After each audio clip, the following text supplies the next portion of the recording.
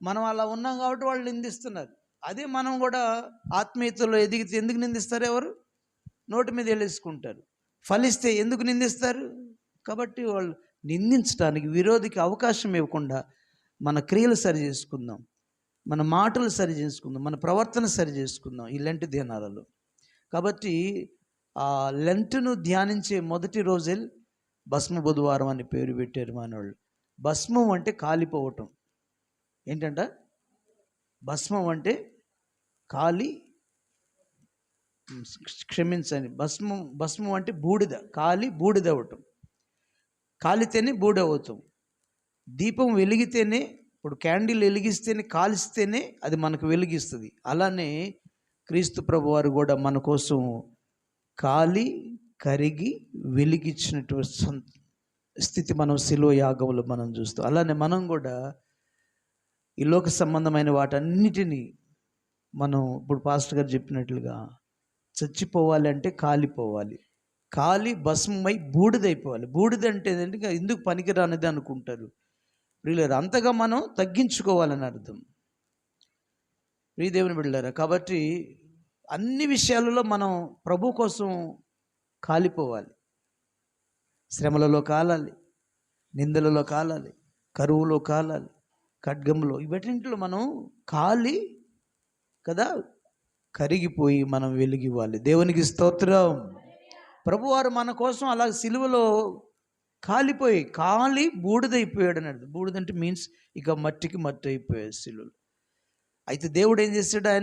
ఆయన యొక్క పవిత్రతను బట్టి, ఆయన యొక్క స్థితిని బట్టి, ప్రభువారి యొక్క మన కోసం జీవించి, ప్రభువు చిత్తం నెరవేర్చడానికి జీవించి, ఆయన ఈ లోకంలో తను చాలించినందువలన బూడిదను కూడా, మట్టిని కూడా మరలేం చేశాడు?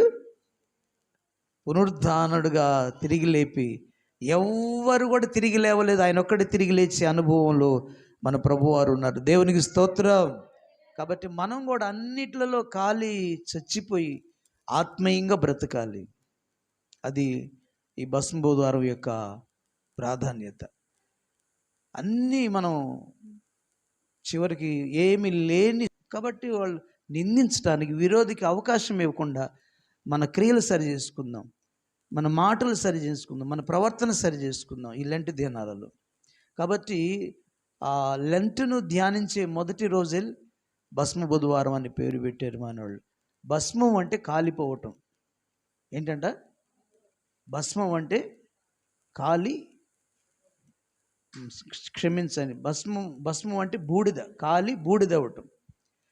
కాలితేనే బూడవుతాం.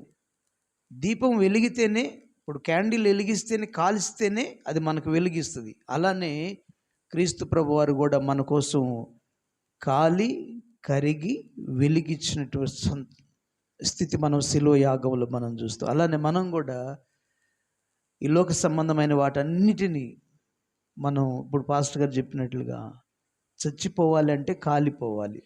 కాలి భస్మమై బూడిదైపోవాలి. బూడిద అంటే ఏంటంటే ఎందుకు పనికిరానిది అనుకుంటారు ప్రియులారా. అంతగా మనం తగ్గించుకోవాలని అర్థం ప్రియదేవుని బిడ్డలారా. కాబట్టి అన్ని విషయాలలో మనం ప్రభు కోసం కాలిపోవాలి.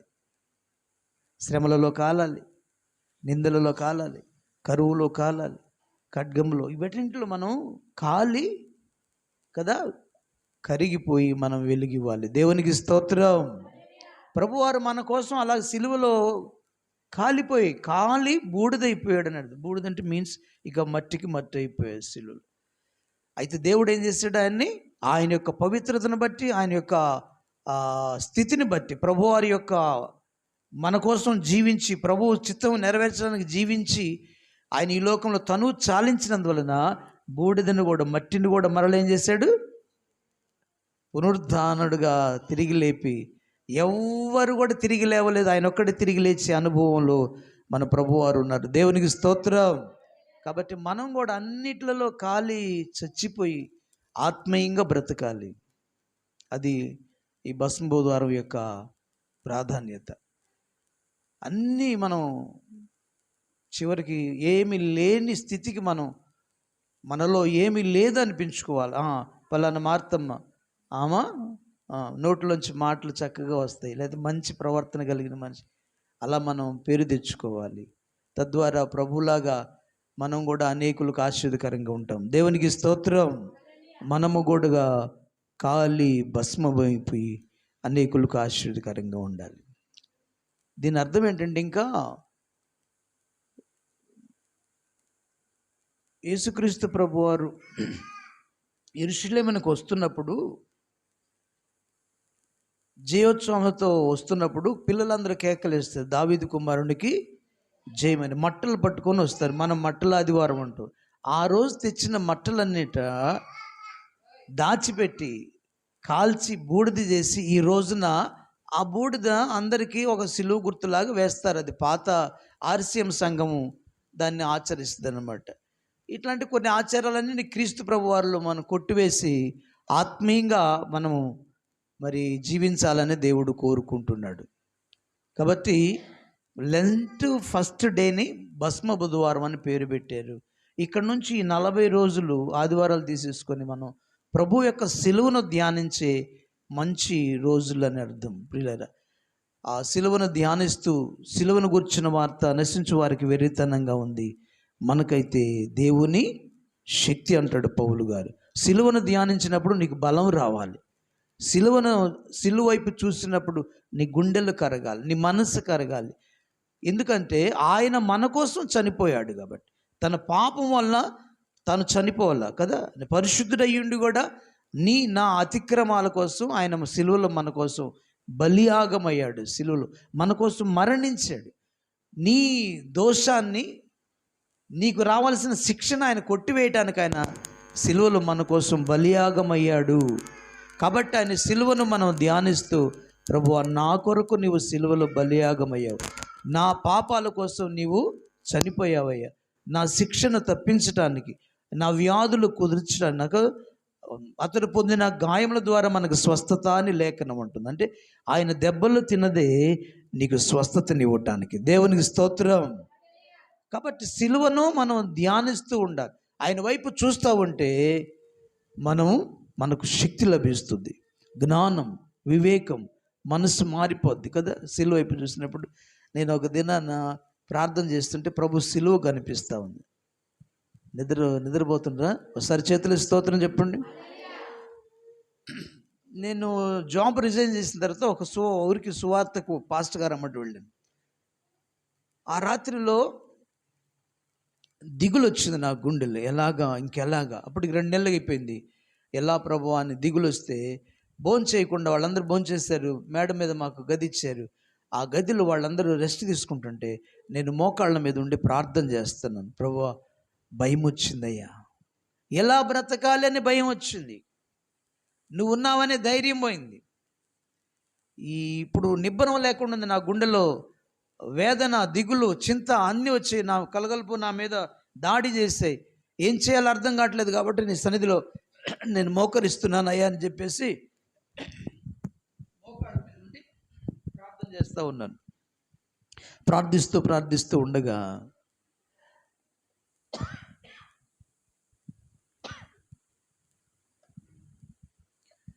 సిలువలో ఆయన చేతులు చాపినటువంటి ఆ విజన్ నాకు కనబడుతూ ఉంది. రక్తము చిందుతూ ఉంది, రక్తము కింద పడుతూ ఉంది. నా కనులార చూస్తూ ఉన్నాను. ప్రియులారా గమనించిన ఆ సిలువ దర్శనాన్ని నేను చూసిన వెంటనే నాలో ఉన్నటువంటి ఆ భయం అంతా కూడా, ఆ దిగులంతా కూడా బయటికి వెళ్ళిపోయింది. దిగులు అనేది కూడా ఒక సాతాను అన్నమాట. వాడిని కలిగించేటువంటి ఒక బాధ. ఆ బాధ, దిగులు, చింతలు ఇవన్నీ సాతాను పెట్టేటువంటి ప్రలోభం. మనల్ని కృంగగొట్టడానికి సాతాను వేసే బాణాలు అని అర్థం. ప్రియులరా, వెంటనే సిలువ వైపు ఆ దర్శనం చూస్తూ ఉన్నాను. ప్రియులరా, నా గుండెల నిండా ఎక్కడ లేని ధైర్యము దేవుడు పోసినట్లే ఉంది. అప్పుడు అనుకున్నా, అక్కడ ఒక క్వశ్చన్ మార్క్ కనబడుతుంది. ఆ సిలువ ముందు క్వశ్చన్ మార్క్ కనబడుతుంది. అర్థమైందా? క్వశ్చన్ మార్క్ అంటే ప్రశ్న మార్క్. నేను నీ కోసం నా ప్రాణాన్ని దారిపోసాను, నా కోసం నీవు ఈ శ్రమలను భరించలేవా అనే క్వశ్చన్ మార్క్ కనబడుతుంది. వెంటనే ఒప్పుకున్నాను, ప్రభువా నా కోసం ప్రాణమే ధారపోసావు, నీ కోసం నేను బ్రతుకుతాను, ఈ ఆకలి ఇవన్నీ లక్ష్య పెట్టను, ఈ దిగులు చింతలను నేను ఇక లక్ష్య పెట్టనయ్యా, నీకోసం జీవిస్తాను, నీకోసం బ్రతుకుతానని ఆ నిమిషంలో గుండెల నిండా తీర్మానం వచ్చింది. అలానే సిలువ వైపు చూస్తే మనకు రక్షణ అంట. బుదిగంత నివాసులారా నా వైపు చూసి రక్షణ, ఆయన వైపు చూస్తే రక్షణ దొరుకుతుంది. ఆయన వైపు చూస్తే ధైర్యం దొరుకుతుంది. ఆయన వైపు చూస్తే మన మనసులు మారిపోతాయి. అందుకే సిలువను గూర్చిన వార్త నశించు వారికి వెర్రితనము, కానీ రక్షణ పొందుతున్న మనకు దేవుని శక్తి. ఆయన వైపు చూస్తే నీకు ఎక్కడ లేని 100 ఏనుగుల బలం వస్తుంది. ఎందుకంటే నీ ప్రభువు నీ కోసం ఆయన సిలువ యాగం ద్వారా నీకు నిత్య జీవం ఇచ్చాడు. చచ్చిన మనల్ని బ్రతికించాడు. నీ పాపములన్నింటిని క్షమించాడు. నిత్య నరకము నుంచి విడిపించాడు. అది సిలువ యొక్క విలువ. దేవునికి స్తోత్రం. తప్పకుండా నీవు నీ మనసు మార్చుకొని భయభక్తులు కలిగి ఆయన సిలువ వైపు చూస్తే నీ గుండెలు కరిగిపోతాయి బిడ్డ. కాబట్టి సిలువను ధ్యానిస్తుంటే మనకు దేవుడు శక్తిని, జీవాన్ని, బలాన్ని, జ్ఞానాన్ని కదా, మెత్తని స్థితిని, మంచి మనసును, ఆయనలాగా జీవించే మనసును మనకిస్తాడు. దేవునికి స్తోత్రం. ఈ మాటలు దీవించును గాక. ఇక నుండి ప్రతిరోజు సాయంత్రం, మరి ఇప్పుడు 7 గంటలకు పొద్దుపోతున్నట్టుంది కదా, అవునా? 7 అవుతుంది కదా, 7 to 8 లేకపోతే అట్లా 7:30 నుంచి 8:30 ఏదో ఒక సమయం మీరు మనం అనుకొని సాయంత్రం 1 hour, 1 గంట లేదా 1.5 hour, గంటన్నర కూడా ఒక అర్ధగంట పాటలు, ఒక అర్ధగంట వాక్యం, ఒక అర్ధగంట ప్రార్థన, అట్లాగా మనం ప్రభు దయవలన జరిగించుకుందామని ప్రేమతో మనం చేస్తున్నాను. దేవుడు మిమ్మల్ని దీవించును గాక. ప్రార్థన చేసుకుందాం. పరిశుద్ధుడైన తండ్రి, ప్రేమ కలిగిన మా యేసయ్య, నీకు వందనాలు, స్తోత్రాలు. ఇలాంటి ధ్యాన దినాలలో నైనా లెంటు ప్రారంభ రోజున భస్మ బుధవారంగా మీరు నాయన బిడ్డలు ఏర్పాటు చేశారు. ఇది బైబిల్ లేదు కానీ తండ్రి, పండితులు దీనికి ఒక నామకరణం చేశారు. ఆయనలాగా మనము కూడా ఖాళీ బూడిద అయిపోయి అనేకులకు ఆశ్చర్యకరంగా ఉండాలని వాళ్ళు ఈ పేరును పెట్టి, నా ప్రభువానికి వందనాలు నాయన. బూడిదంటే నా ప్రభువానికి స్తోత్రాలు. ఒక దినాన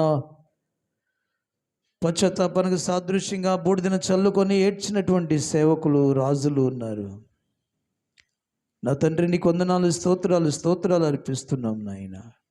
మేము కూడా తగ్గింపునకు సాదృశ్యం, అన్ని విషయాలలో తగ్గించుకోవాలి. బూడిదంటే ఎందుకు పనికిరాదని పారిపోస్తాం, అలానే దానిని విలువైన దానిగా మార్చినటువంటి వాడు, తిరిగి లేపినటువంటి వాడు, బూడిద మట్టిగా మారినటువంటి ప్రభువారిని ఈ లోకస్తులు సిలువలో వేధించి బాధించినప్పుడు తన ప్రాణం అర్పించి మట్టిగా మారిపోయినటువంటి మనిషిని ప్రభువారిని దేవుడు మరణ వేదనను తొలగించి లేపెను అనే లేఖనం ప్రకారం, తన పరిశుద్ధిని కుళ్ళు పట్టనివ్వలేదు అనే లేఖనం ప్రకారం, నా ప్రభువానికి వందనాలు. మరలా సజీవులుగా చేసి నీ పిల్లలకు కనిపించే రీతిగా 40 దినాలలో వాళ్ళని మరలా ధైర్యపరిచే రీతిగా నా ప్రభువా మీరు నాయన అద్భుతం చేశారు. అలాగనే నా ప్రభువా మా జీవితాలలో ప్రతి బలహీనతలను మేము కూడా ప్రభువానికి వందనాలు, స్తోత్రాలు ఆ బలిపీఠం మీద అర్పించి నాయన నా ప్రభువా వాటిని కాలిపోయి కరిగిపోయినట్లుగా సహాయించండి.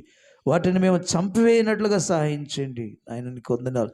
ధనాపేక్ష, రీతిగా నా ప్రభు జారత్వము, దైవానికి వందనాలు, అపవిత్రత, కాముకత్వము, వీటన్నిటినీ నాయన మేము కూడా బలిపీఠం మీద కాల్చివేయడానికి సహాయించండి ప్రభువా. వాటిని చంపివేయడానికి సహాయించండి, విడిచిపెట్టడానికి సహాయించండి, నీ కనికరం పొందుకోవడానికి సహాయించండి. ధనాపేక్షను కూడా విడిచిపెట్టి ప్రభువా అక్షయమైన ధనాన్ని సంపాదించుకునేవారుగా మనం ఆయుధపరచును. ఆయన ఈ సమయంలో నా ప్రభా నీ దాసుని వాడుకొని మాట్లాడిన శ్రేష్టమైన మాటలను బట్టి స్తోత్రాలు. మేము కూడా సిలువను ఈ 40 దినాలు ధ్యానిస్తున్నప్పుడు కొందరికి వెర్రితనంగా ఉంది కానీ అయ్యా, మాకైతే శక్తిని ఇవ్వండి అయ్యా, మాకైతే జ్ఞానాన్ని ఇవ్వండి అయ్యా, మాకైతే మనసులను మార్చండి అయ్యా, మాకైతే నూతన సృష్టిగా చేయండి అయ్యా. నీ శక్తిని ఇవ్వండి నాయన. సిలువలో ఉన్నటువంటి విలువలు మాకు దయచేయండి నాయన.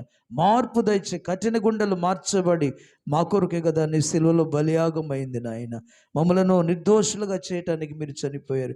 మాకు స్వస్థతని ఇవ్వడానికి చనిపోయారు. నరకమును తప్పించడానికి సిలువలో మీరు బలియాగమయ్యారు. నరకమును తప్పించారు నాయన. నిత్య జీవం ఇచ్చారయ్యా. అశాశ్వతమైన జీవితం నుండి శాశ్వత జీవాన్ని మాకు ఇచ్చారు ప్రభువా. నీకు వందనాలు, స్తోత్రాలు, స్తోత్రాలు. నీ ప్రియ కుమారుడు మా రక్షకుడు యేసుక్రీస్తు ప్రభు వారి యొక్క శిలువ బలియాగమ ద్వారా మమ్మలను సమీపస్తులుగా సమాధానం ఇచ్చావు, సమీపస్తులుగా చేసావు, నిర్దోషులుగా చేసావు, పాపములను క్షమించావు, పాప క్షమాపణ ఇచ్చావు, నిత్య జీవమునిచ్చి రాజ్యం ఇచ్చావు మా తండ్రి. మా ప్రభువానికి స్తోత్రాలు. ఇకనైనా క్రీస్తు కొరకు సాక్షులుగా మేము జీవించడానికి, నీ ప్రేమను ప్రకటించడానికి సహాయం చేయమని ఈ సమయాన్ని బట్టి స్తుతులు చెల్లిస్తూ ప్రభువును రక్షకుడును జీవాధిపతి అయిన యేసయ్య ఘన నామమున స్తుతించి ప్రార్థించి అడిగి వేడుకొని పొందుకుంటున్నాము తండ్రి. చెబుదాం అందరూ ఆమేన్. పరలోకమందున మా తండ్రి, నీ నామం పరిశుద్ధపరచబడుగాక, నీ రాజ్యం వచ్చుగాక, నీ చిత్తం పరలోకమందు నెరవేర్చుట్లు భూమి మీద నెరవేరుగాక. మా అనుదినాహాన్ని మాకు దయచి మా రుణస్థులను క్షమించిన ప్రకారం మా రుణాలను క్షమించము. శోధనలోనికి తెగ దుష్టుని తప్పించము. ఎందుకంటే రాజ్యము, బలము, మహిమయు నిరంతరము నీవైనో తండ్రి. యేసునామమును ప్రార్థిస్తున్నాము తండ్రి. చెబుతాం అందరి చేతుల పైకి ఆమేన్. తండ్రైన దేవుని ప్రేమ, కుమారుడైన యేసుక్రీస్తు ప్రభు వారి కృప, పరిశుద్ధాత్మని యొక్క అన్యోన్య సహవాసం సదాకాలము తోడై ఉండి సర్వసత్యములు నడిపించి ఇలాంటి ధ్యాన కూడికలలో జీవము, బలము, శక్తి లభించునుగాక. బిగ్గరగా చేతులు చెబుతాం ఆమేన్. బిగ్గరగా ఆమేన్. బిగ్గరగా ఆమేన్. హల్లెలూయా. ఓపిక కూర్చుని మీ అందరూ ప్రభు పెట్టినాను. ప్రభు దీవించును గాక. ఈరోజు మన కోసం మరి నొక్కుదానన్నా